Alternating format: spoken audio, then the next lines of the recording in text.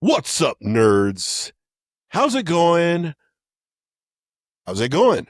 So, I don't know if you guys noticed or if you're out of the loop. Apparently, Game Freak can't keep secrets anymore. The internet's on fucking fire right now with new Pokemon leaks. I'm not referring to TCG, referring to the games. I'm talking a shit ton of data dumps, leaked roadmaps, unreleased games. Yeah, this is gonna get messy. It really is. I don't know. Like I said in my other video, Pokemon is in a weird place right now. Very strange. I've been in the Pokemon space for a very long time. Not so much YouTube. I'm fairly new to the YouTube side of Pokemon.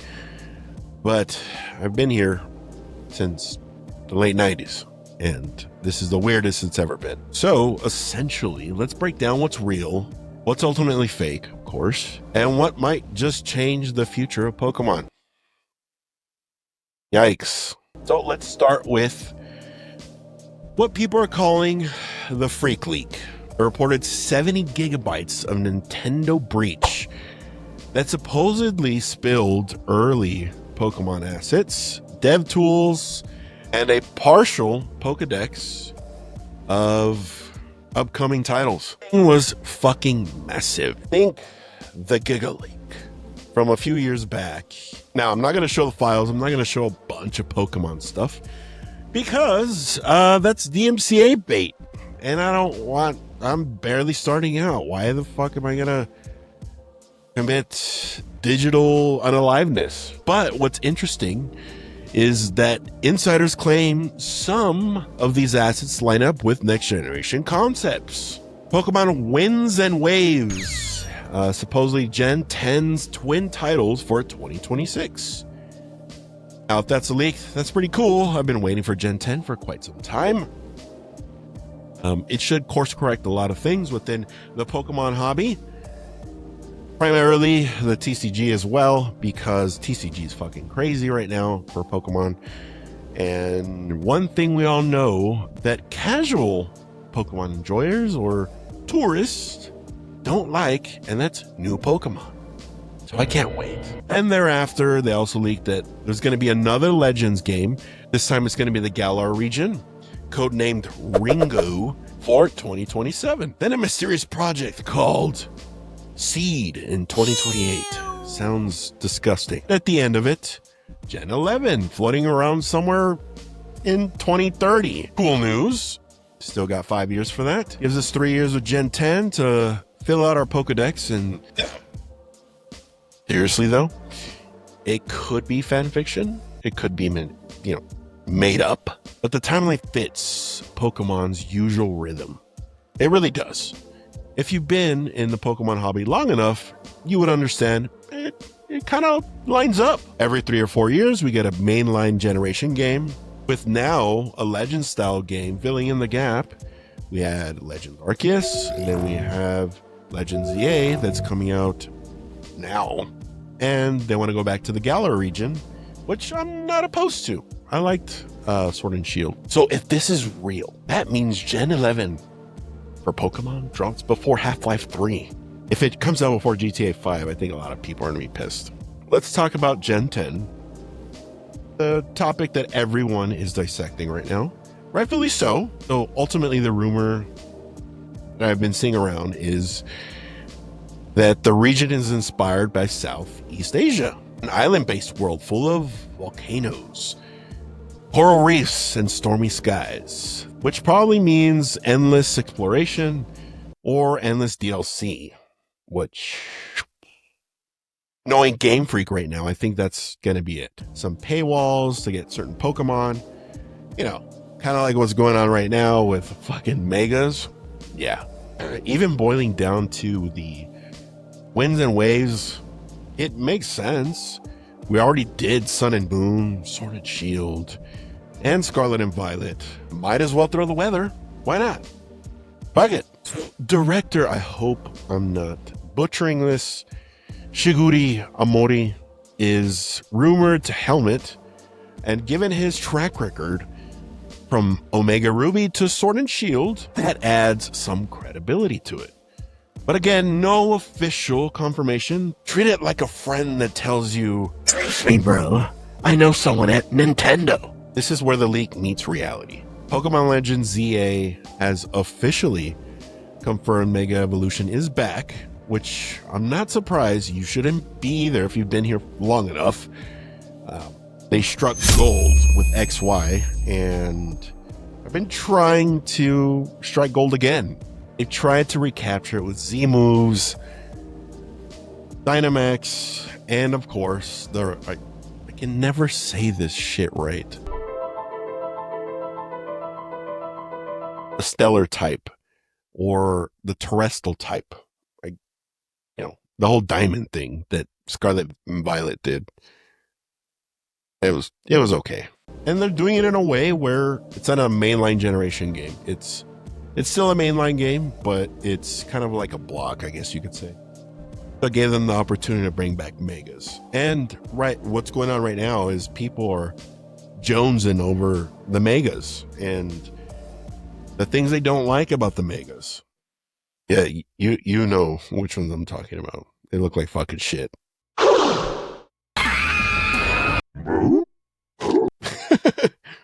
So before Dragonite was revealed, that was one of the leaks, and it was true. Design wise, the internet split. Half of us think it's majestic as far as the new Megas go. The other half think that Dragonite got possessed by a chandelier. Either way, it's proof that some of the leaks nail it. Personally, I don't like the new Dragonite. Honestly, Dragonite's fucking cool, and somehow, someway, Game Freak figured out how to make Dragonite lame, in my opinion. As I'm filming this, you're probably watching this when the game's out, but in the leak it said there's at least 27 new Mega Evolutions, so let's see if that's true. And of course, look, and this has come from a Charizard fan, I understand that Charizard is a hyper shill Pokemon, or I should say, or like people that don't really enjoy Pokemon, they know who Charizard is and Pikachu. In reality, if they do bring back Charizard X and Y, I will personally create a third version that will probably get DMCA'd, Mega Charizard Z, and design it myself, and maybe sell it as an NFT art, kind of like what Pokemon just started to do. If you didn't know about that, Google it. They threw their hat into the NFT realm, which is weird. So 2 of the titles are official. Pokemon Pokopia, I hope I'm saying that right. A cozy sandbox game where you play a Ditto pretending to be human, which is kind of cool and creepy in certain situations.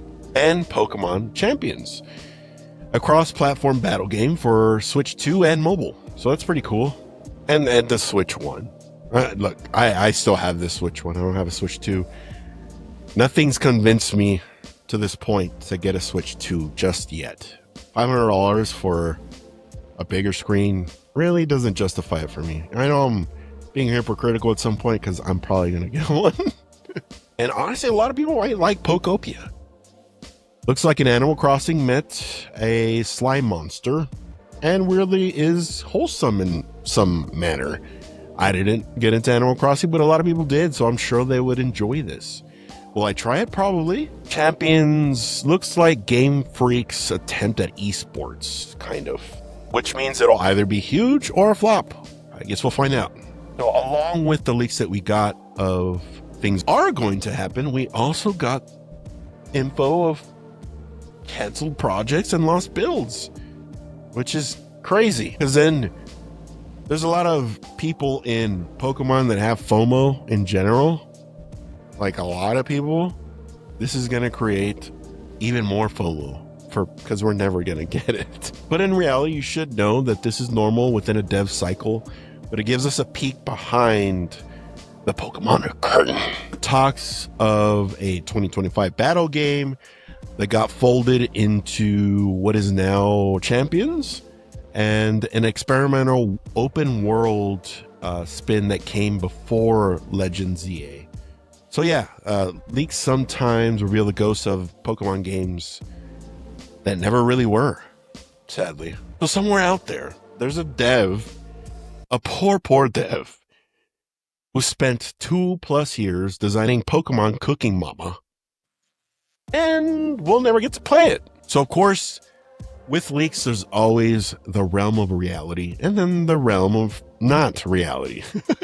Ultimately, as a community, as a Pokemon fandom, what can we actually learn from all of this as far as the leaks go? Are we really at a point in Pokemon where leaks are part of the culture now? Sometimes they're spot on, like Mega Dragonite. They were right about that shit.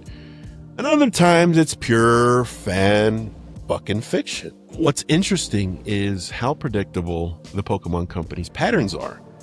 You can almost chart the leaks on a calendar. And in all seriousness, if 90% of the stuff ends up being fake, conversation keeps the fandom alive, which essentially maybe that was the overall goal. Maybe the Pokemon company did it themselves.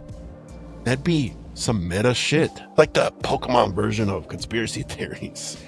Half the fun is arguing about what's real and what's not, and your opinion's wrong, and arguing online and creating videos like myself right now, which is fueling Pokemon, and it's working. So kudos to the Pokemon company if that's exactly what they're doing. What do you think, guys?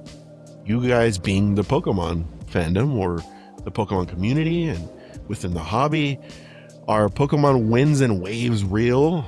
Do we even want a Legends Galar? I know I do, but that's my own personal opinion. I want to know about you guys. Would you want something like that? Did you get down with Sword and Shield that much that you want a Legends game for it? Or should Game Freak take a nap and fix the frame rate issues with some of their recent games? Scarlet and Violet.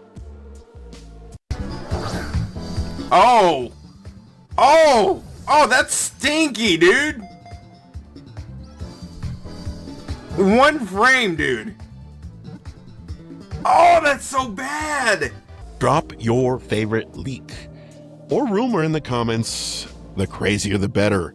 I want to see it. I want to talk to you guys. I love talking to you guys in the comments. And if you made it this far, hit that like button so that the algorithm doesn't vanish me like half of the games we spoke on. Hit the bell. All that stupid YouTube jargon. That's all I have for you guys. So catch you on the next one. Later, nerds.